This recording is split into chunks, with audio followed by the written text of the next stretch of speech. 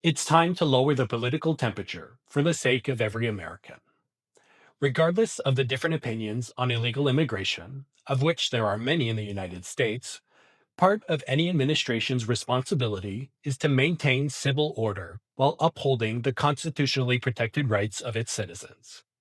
This was echoed on January 20th, 2025, the first day of Trump's second term.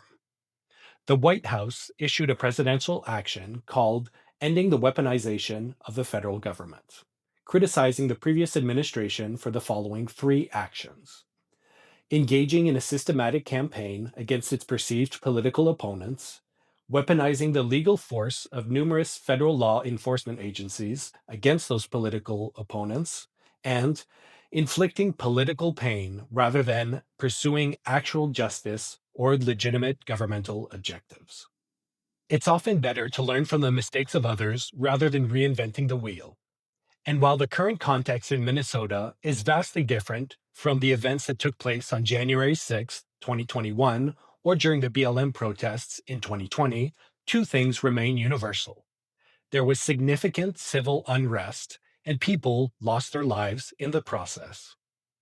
For this reason, my call to action is straightforward: lower the political temperature for the sake of all Americans. When emotions run too high, the most appropriate action is sometimes to take a step back and concede that civil order must take precedence over the details of a shifting situation. It's not about avoiding the conversation. It's about mitigating the high likelihood of riots and reducing the many lives that could be lost very shortly. Here's the truth with the contentious issues of immigration and weaponizing the federal government. It didn't start with Trump, Biden, Obama, or Bush. There is no universal solution for these problems because circumstances change, political trends come and go, and so do the politicians. But some things remain the same. One of the greatest gifts that America has given the rest of the world is the First Amendment of the US Constitution.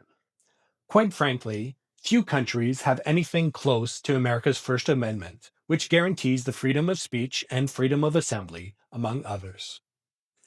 I'm aware that many Americans disagree with the current administration on a variety of topics, but it's important to understand the valid frustration of Trump supporters on certain issues and decisions that were made during the Biden administration. Specifically, the House Judiciary Committee conducted an extensive report on how the Biden administration coerced big tech to censor Americans and silence critics. Link number 2 directs you to the report, which explains how the White House pressured companies like Google, which owns YouTube, Meta, which owns Facebook and Instagram, Amazon, and Twitter, to abridge or reduce discussions on topics that mattered to that administration.